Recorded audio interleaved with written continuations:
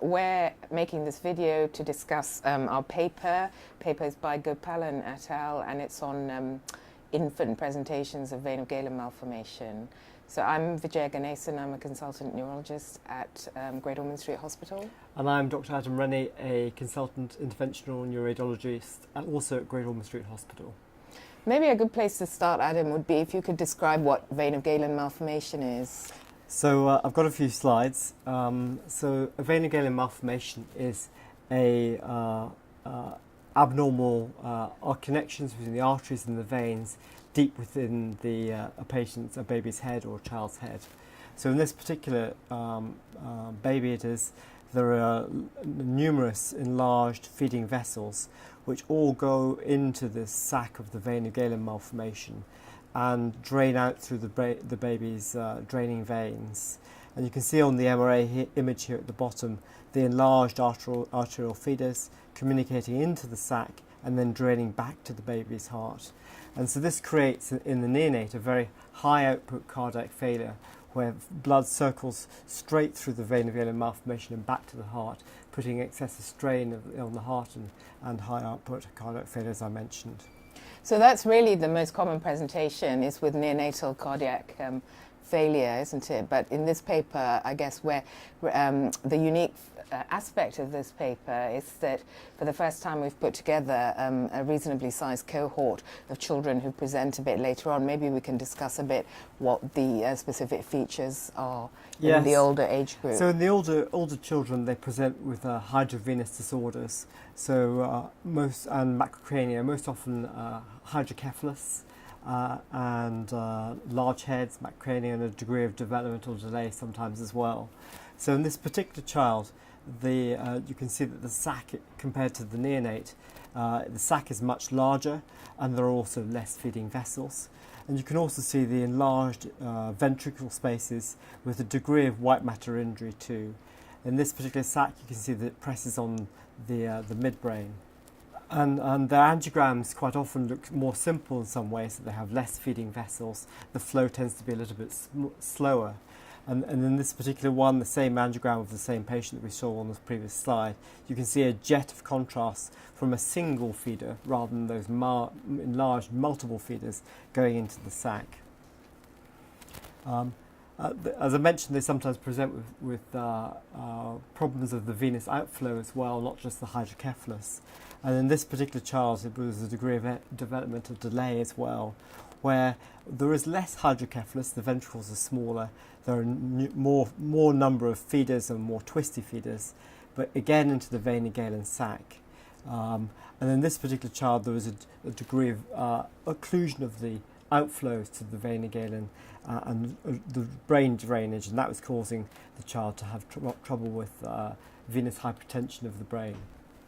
So I guess really, the point that we're trying to make is that the clinical presentation of these children is quite distinct, and I think the management challenges that we face in this older age group are maybe somewhat different to the newborns, which is the group that most people will be familiar with. And in the context of having a national service for care of children with vein of Galen malformation in the UK, we were able to collect together a significant number of children with the older presentation. So in this paper, we describe really the features in about 31 children. So it's still quite a small group, but for a rare disease, it's we can make some meaningful sort of comments.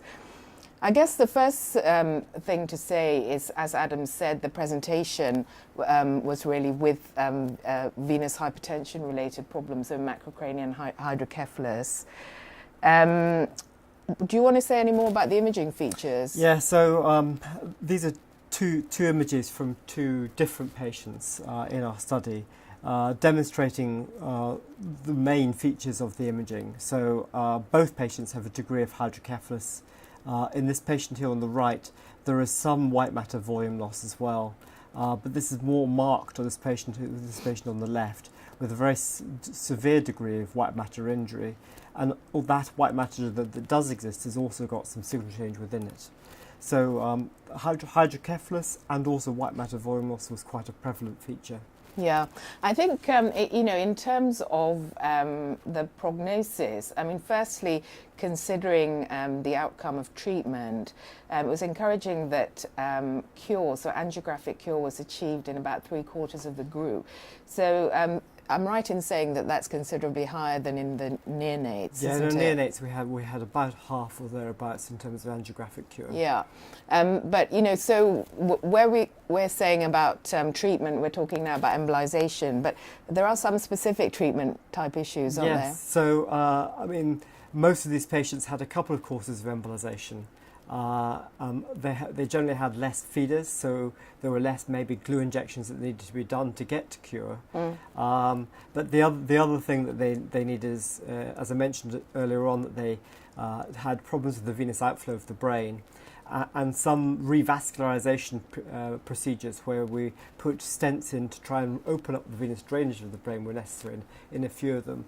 And those tend to be life-saving or at least life-preserving sort of procedures. So you can see on this particular patient that I've actually put numerous stents in to try and reopen the brain veins, brain sinuses, and most importantly here at the jugular bulb, right at the base of the brain. That's where the degree of narrowing is sometimes the most severe.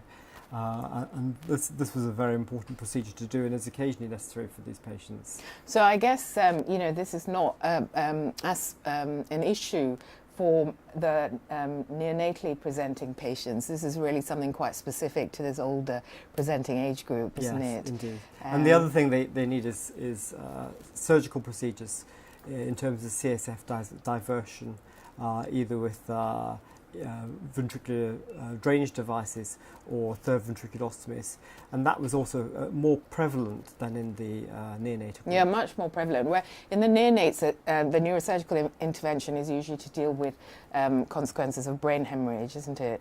I mean, we did have 3 deaths in the group, and in this group, hemorrhage was the cause of death in all 3 cases, whereas perhaps there's rather more diverse causes of death in the newborns where...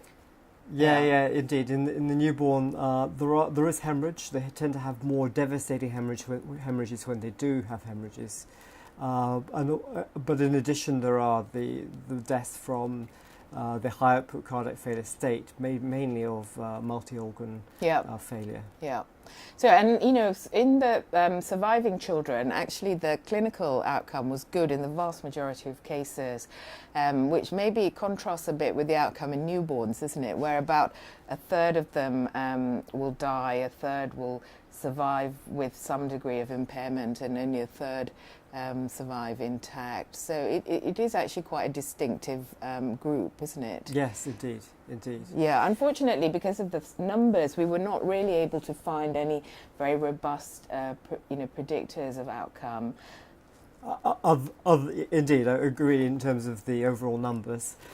In general, though, those with some more severe white matter volume loss maybe don't do so well overall. But very difficult to take any more out given our overall numbers in the study. But don't you think, I mean, in terms of talking to families, that this study is actually quite useful in that, the figures you would use to counsel families about the risks and benefits of treatment would maybe be quite different to the way you would talk to a neonatally presenting patient? Yes, and also discussing the importance of angiographic cure. Yeah, and whether that's important for long-term outcome as well. It's all useful in terms of giving the patient's family as much information as possible. Good.